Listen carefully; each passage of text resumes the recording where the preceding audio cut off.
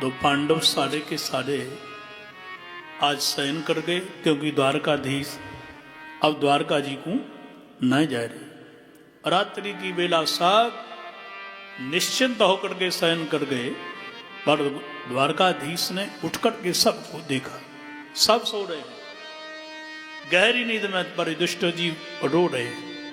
और बड़े भैया जय जय कहा भयो, बोले केशव मैंने कितने लोगों को मरवा दिया, मेरे जैसा पातकी अपराधी कोई जगत में हो सकता है? कोई नहीं हो सकता है। भगवान ने कहा वो कैसे? बोले महाभारत के युद्ध के द्वारा। भगवान द्वारकाधीश ने कहा युद्ध मैंने करवाया है। देख दुष्ट भैया, मैं न चाहूं ना तो पत्ता हिल नहीं सकता है। मद भयात बाती बातोयम सूर्यस्तपति मद भयात।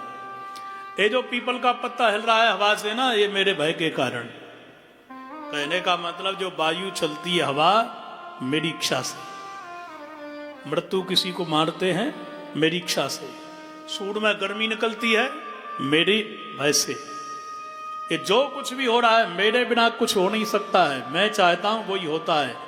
मतलब महाभारत का युद्ध हमने करवाया। बोलो राधे राधे राधे राधे। एक जगह की चर्चा है,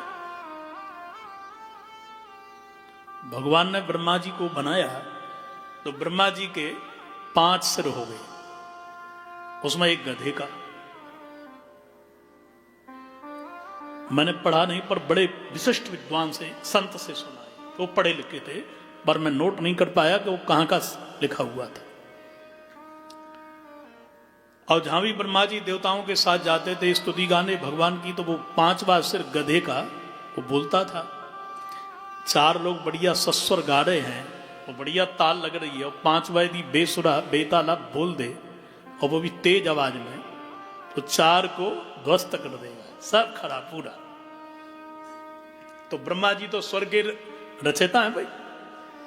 तो जैसे ही ब्रह्मा जी बोले, अब शिव जी अरे राम राम, बाबा बाबा कितनी बार कहा कि शांत रहो तुम। सो ब्रह्मा जी शांत। अब शांत तो 5 शांत होंगे वो, अब बिना गाए कैसे रहे? जो शांत हो सो उन्हीं को देखें, जे क्यों नहीं गा रहे हैं भाई? जब सम्मिलित हैं तो गा क्यों नहीं रहे हो भाई? 3 गायक एक चुप हो जाए तो भाई तुम क्यों नहीं बोलते हो? बोलो ना। संगीत वाला एक शांत रहेगा, बजाते क्यों नहीं? बजाओ ना। तो ब्रह्मा जी चालू। एक बार तो ऐसा क्रोध आ गया कि शिव जी ने लय त्रिशूल और ब्रह्मा जी का सिर ही उड़ा दिया, और सिर उठ करके शंकर जी के पीछे। ये क्या जय जय बोले, ब्रह्म हत्या लग गई तुमको। अब शिव जी दौड़ करके आए, भागे भागे काशी में आए। अंत में वो ब्रह्मत्या काशी में प्रवेश नहीं कर पा रही थी, को काशी तो मुक्ति की भूमि है, काशी से बाहर जाए सो ब्रह्मत्या पीछे। शंकर जी ने प्रार्थना करी कि जर कछु कृपा करो। तो भगवान श्री नारायण ने ब्रह्मत्या को बुला के कहा कि तुम क्या चाहती हो? शंकर जी को छोड़ दो, जो कहोगी मैं दूंगा। बोले मुझे चाहिए 18 क्षौणी सेना का रक्त। दोगे? भगवान ने कहा इस समय सतयुग है, मैं कहां से दूंगा?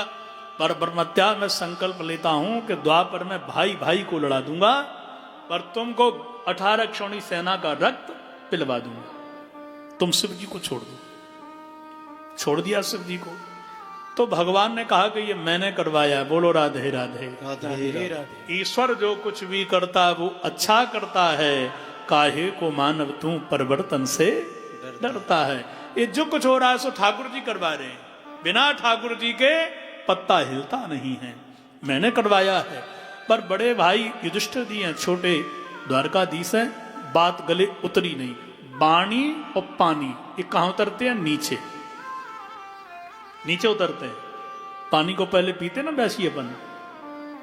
आपने पिया ऊख से पानी? नहीं पिया? ऊख से मैंने खूब पिया है। तो ऐसे वो कर लिया, ऐसे हाथ कर लिया, और माताएं जब कुआं पे पानी पिलाती ऊपर से डालते, पर पिलाने वाला ऊपर, पीने वाला नीचे। हाथ ऊपर हो गया तो नहीं पानी जाएगा। वो पानी कितना बढ़िया होता है, वो उसको बड़ा शुद्ध मानते हैं। क्या बात। इसलिए हाथ से पानी और उंगलियों से भोजन, इसमें पाचन का अमृत कहा गया है, चम्मच से नहीं। हाथों से पाइए। भगवान ने उंगली काहे के लिए दी है? इसीलिए तो दी है ना कि खीर कितनी गर्म है, दाल कितनी गर्म है, पता तुरंत चल जाएगा। अब खुबलती वही दाल पत्नी लेके आ गई, वो आपने सीधे ही चम्मच से डाल दिया, खीर आ गई तो जल जाओगे। तो हाथ से पता चल जाएगा तुरंत। तो वाणी और पानी झुक करके ही गले उतरती है। बोलो राधे राधे राधे राधे। बड़े हैं युधिष्ठिर जी ना, तो सुन नहीं रहे। भगवान तुरंत समझ गए, ओहो अब ले चलूंगा बाबा के साथ पास में। सवेरे की बेला भाई युधिष्ठिर जी को और 4 भाइयों को साथ में लेकर के, पांडवों को लेकर के द्वारकाधीश पहुंच गए कुरुक्षेत्र, जहां भीष्म पितामह सरसैया पे पड़े हैं। गोविंद के दर्शन की प्रतीक्षा है। भीष्म पितामह ने जैसे ही माधव को निहारा तो जो सरसैया पे पड़े थे सारी पीड़ा भूल गए, गदगद हो गए। बोलो बंसी वारे की जय। अब तो परम प्रसन्न हो गए, और प्रसन्न होकर के द्वारकाधीश के दर्शन करने के लिए लालायित हो गए। द्वारकाधीश जाकर के सिर की ओर खड़े हो गए। भीष्म पितामह का ऐसा नहीं जय जय, तब बोले जरा पैरों की ओर आ जाओ ना, और मेरी इसमें इच्छा है, आप पैरों की ओर आ जाओगे तो आपके दर्शन कर लूंगा। महाभारत का युद्ध ही मैंने इसलिए किया। मेरे सामने जब यह निर्णय, ये प्रश्न आया कि लड़ोगे किधर से, मैंने रात्रि भर चिंतन किया। यदि पांडवों की ओर से लड़ूंगा तो अर्जुन मुझे सेनापति बनाएगा और अर्जुन मेरे पीछे हो जाएगा, और अर्जुन के सारथी बनेंगे माधव द्वारकाधीश, तो भगवान से मेरी पीठ लग जाएगी। यदि दुर्योधन की ओर से लड़ूं तो दुर्योधन मुझे सेनापति बनाएगा, और मेरा सामना पांडवों में कोई कर सकता है तो वो केवल अर्जुन है, क्योंकि सारथी आगे बैठता है। तो भले ही अपराध है ये, भले ही पाप है कि द्वारकाधीश के सामने लड़ूंगा, लेकिन इसमें लाभ यह है कि अपने माधव प्रिय के दर्शन करूंगा सामने। इसलिए मैंने युद्ध पांडवों की ओर से नहीं, मैंने कौरवों की ओर से चुना। ये इसका मूल कारण था। आप तो मेरे चरणों की ओर आ जाओ और बिल्कुल सीधे खड़े हो जाओ। कब तक? बोले सदैव देवो भगवान प्रतीक्षताम् कलेवरम यावदिदं हि नौम्यहम् प्रसन्नहासारुणलोचनोल्लसन् मुखाम्बुजो ध्यानपथश्चतुर्भुजः मुखाम्बुजो ध्यानपथश्चतुर्भुजः। हे देवों के देव, भीष्म पितामह कह रहे हैं आप सीधे खड़े हो जाओ। कब तक बाबा जी? कलेवरम यावदिदं हि नौम्यहम्, जब तक ये कलेवर प्राण हम प्राणनाथ आपकी शरण में न त्याग दें, आप सीधे खड़े हो जाओ। इतना कहा सो ठाकुर जी चिंतित हो गए, एकदम काला चेहरा, पसीना निकल पड़ा। क्या कर रहे हो? भगवान क्यों चिंतित हो गए? मैया कह गई मर गई लाला, सीधो खड़ो हो जा, हम टेढ़ी टांग से ही खड़े भाई, लंगड़े आते भाई। ओ लाला रे सगाई छूट जाएगी बरसाने की, सीधो खड़ो हो जा। हम कबू सीधे खड़े ना भाई, मैया की न मानी, बाबा की, काऊ की न मानी। तो ये भीष्म पितामह बाबा कह रहे हो सीधे खड़े हो जाओ। कब तक? कलेवरम यावदिदं हि नौम्यहम्, जब तक हम मर ना जाए। एक क्षण मृत्युधारी है, ये न चाहे तो 100 वर्ष तक नहीं मरेंगे, तो हम क्या ऐसे ही खड़े रहेंगे सीधे? हम तो 125 वर्ष के लिए आए हैं, कुछ वर्ष ही बची हैं, कितने पेंडिंग में कार्य पड़े हुए उनको पूरा करना है हमको। इसलिए भगवान हो गए चिंतित। द्वारकाधीश से भीष्म पितामह बोले ना, ये मंद मंद मुस्कुराहट के लिए ही तो मैं आपके विरोध में लड़ा था, आप ऐसे चिंतित ना होइए।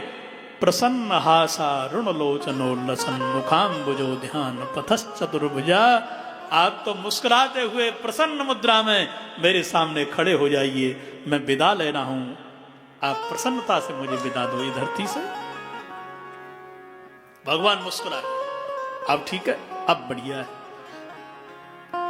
कहो कैसे आए हो? बोले बाबा बड़े भैया को लेके आया हूं, युधिष्ठिर भैया को। और युधिष्ठिर भैया जो है ना, वो थोड़ा सा ज्ञान की चर्चा सुनने के इच्छुक हैं। इनको थोड़ा ज्ञान दो, मेरी बात इनके दिल दिमाग में उतर ना रही, शायद आपकी बात इनके दिल दिमाग में बड़े जल्दी उतर जाएगी। तब भीष्म पितामह ने दृष्टि केशव से लगाई और वाणी युधिष्ठिर जी को सुनाई। आहा, कितनी बढ़िया चर्चा, यहां लंबी चौड़ी है, पर भागवत जी का एक आधा ही प्रसंग पूरे दिन में हो पाता है, विस्तार से सुने तो।